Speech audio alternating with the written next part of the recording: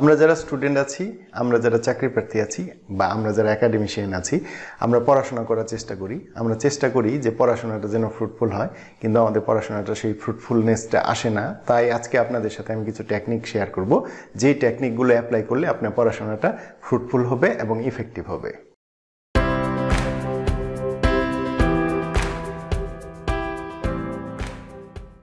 আসসালামু আলাইকুম সুপ্রিয় শিক্ষার্থী, চাকরি প্রার্থী এবং অন্য যারা শুনছেন সবাইকে স্বাগত জানাচ্ছি। প্রত্যাশা করছি সকলেই ভালো আছেন। পড়াশোনা ফ্রুটফুল বা ইফেক্টিভ করার জন্য 3টি টেকনিক আজকে আপনাদের সাথে আমি শেয়ার করব।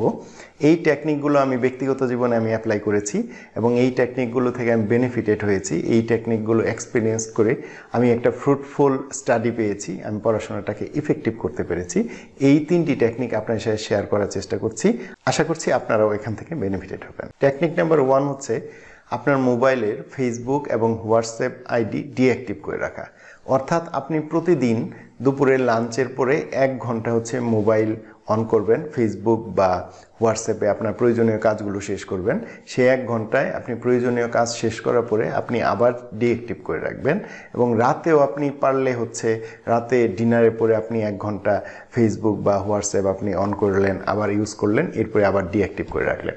অর্থাৎ একদিনে 1 ঘন্টা বা 2 ঘন্টার বেশি আপনি ফেসবুক এবং হোয়াটসঅ্যাপ আইডি চালাবেন না। এর মাঝখানে এই 2 ঘন্টায় বা 1 ঘন্টায় আপনি আপনার প্রয়োজনীয় কাজগুলো শেষ করে ফেলবেন। এরপরে মোবাইল ডিভাইস সুইচ অফ করে রাখবেন এবং ড্রয়ারে রেখে দিবেন।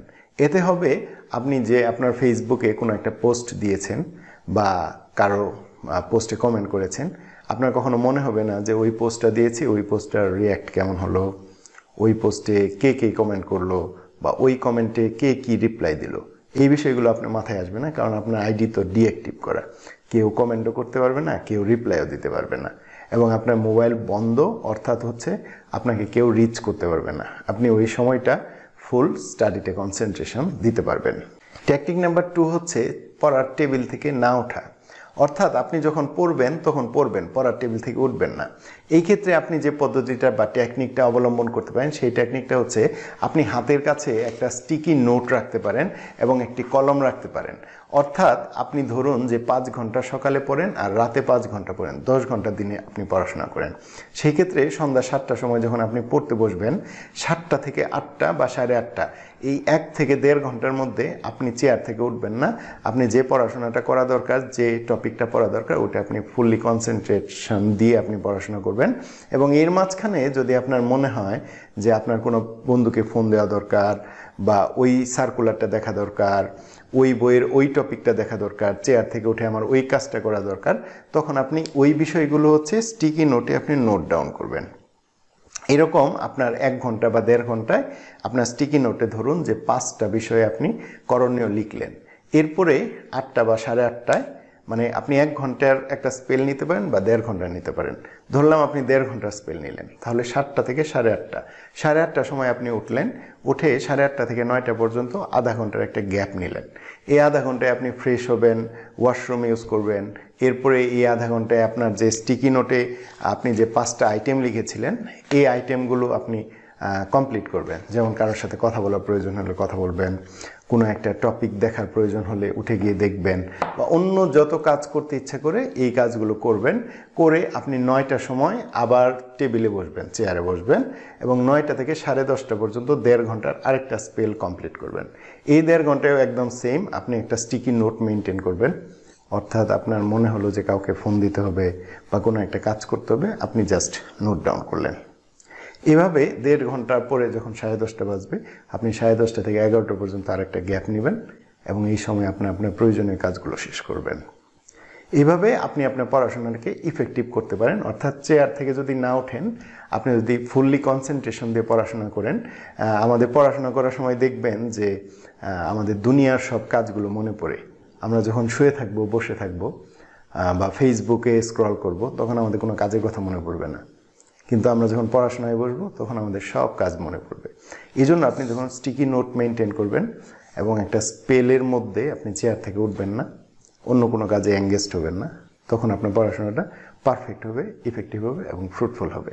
ইফেক্টিভ পড়াশোনার 3 নাম্বার টেকনিক হচ্ছে রুটিন করে পড়া। অর্থাৎ আপনি একদিক থেকে পড়াশোনা শুরু করবেন, পড়াশোনা একসময় শেষ হবে, এই চিন্তা ভাবনাটা করবেন না। আপনি হচ্ছে রুটিন করে পড়বেন।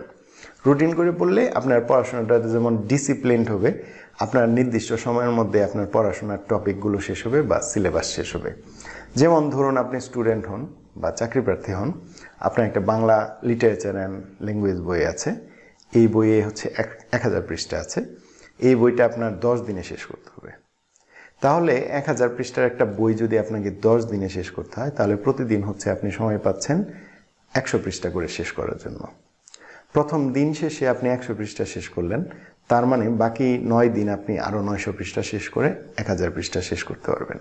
আর প্রথম দিনেই যদি আপনি 100 পৃষ্ঠা শেষ করতে না পারেন, তাহলে বাকি 9 দিনে যে 900 পৃষ্ঠা শেষ করতে পারবেন তার কিন্তু কোনো গ্যারান্টি নাই।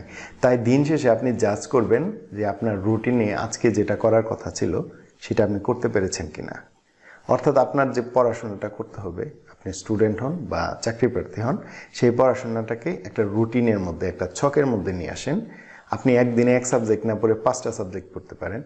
সেই ক্ষেত্রে আগামীকাল আমি 5টা সাবজেক্টের কোন কোন পার্ট শেষ করব, এরপরের দিন 5টা সাবজেক্টের কোন কোন পার্ট শেষ করব, এরপরের দিন 5টা সাবজেক্টের কোন কোন পার্ট শেষ করব। এভাবে আপনি 30 দিনের একটা রুটিন তৈরি করে ফেলেন। এই 30 দিনের রুটিনের দিন শেষে আপনি ফলো আপ করবেন যে আপনার দিনে যে কাজগুলো করার কথা ছিল এগুলো আপনি করতে পেরেছেন কিনা। পড়াশোনাটাকে যদি আপনি এইভাবে রুটিনের মধ্যে কমপ্লিট করতে পারেন বা রুটিনের মধ্যে আনতে পারেন, আমার মনে হয় আপনার পড়াশোনাটা হবে ফ্রুটফুল এবং ইফেক্টিভ। পড়াশোনাকে ইফেক্টিভ এবং ফ্রুটফুল রাখার জন্য যে 3টা টেকনিক নিয়ে কাজ করতে হবে, এই টেকনিকগুলো আমরা আবার রিকল করছি। টেকনিক নাম্বার 1-এ আমরা কথা বলেছি মোবাইল ফোনকে সুইচ অফ রাখতে হবে। টেকনিক 2-তে কথা বলেছি পড়ার টেবিল বা চেয়ার থেকে ওঠা যাবে না। টেকনিক নাম্বার 3-তে আমরা কথা বলেছি রুটিন করে করে পড়াশোনা করতে হবে। মোবাইল ফোন সুইচ অফ করা, পড়ার চেয়ার বা টেবিল থেকে না ওঠা এবং রুটিন করে পড়া, এই 3টা টেকনিক যদি আপনি আপনার ব্যক্তিগত জীবনে বা আপনার একাডেমিক লাইফে আপনি ইমপ্লিমেন্ট করতে পারেন, আমার মনে হয় আপনার পড়াশোনা আগের চেয়ে অনেক বেশি ফ্রুটফুল এবং ইফেক্টিভ হবে। এই 3টা টেকনিক আমি অ্যাপ্লাই করেছি, আমি বেনিফিটেড হয়েছি, তাই আপনার সাথে আজকে আমি শেয়ার করলাম। আশা করছি আপনারাও বেনিফিটেড হবেন। আপনারা যদি বেনিফিটেড হন তাহলে আমাদের এই কথা বলাগুলো আজকে সার্থকতায় রূপ নেবে। সবাইকে অনেক ধন্যবাদ, ভালো থাকবেন, থ্যাংক ইউ।